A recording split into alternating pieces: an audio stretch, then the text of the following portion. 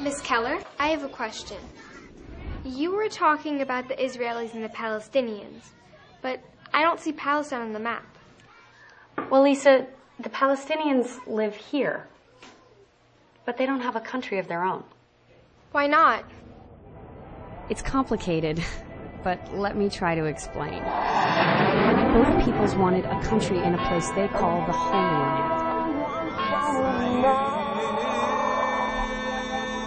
After World War II, Western powers divided it between them, but Arab nations said no. Over the years, wars were fought with the new country of Israel, and Israel won, taking control of Palestinian land. There hasn't been peace since. Now 1.5 million Palestinians live in Gaza, packed into this tiny strip of land. And more are refugees in other countries or live here, in East Jerusalem and the West Bank. But Israeli governments have covered this Palestinian land with new Jewish towns called settlements.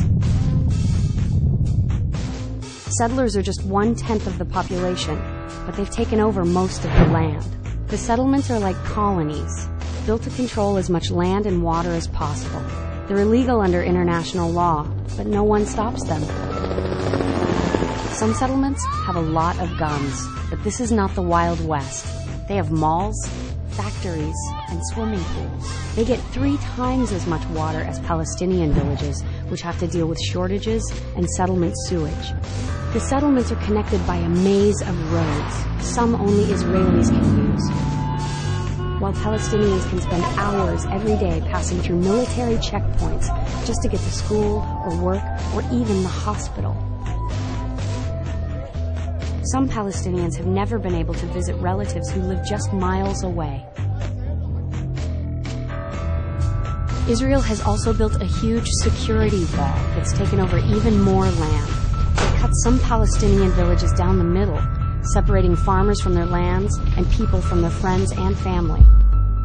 So the real map looks like this, with the wall, roads, and over 200 settlements squeezing Palestinians into small pockets. You see, Lisa, today there still really isn't a place that Palestinians can call their own. Some have turned to violence and even terrorism, and attacks in recent years by both sides have killed over 1,000 Israelis and over 6,000 Palestinians. But why? Well, Lisa, many people are afraid.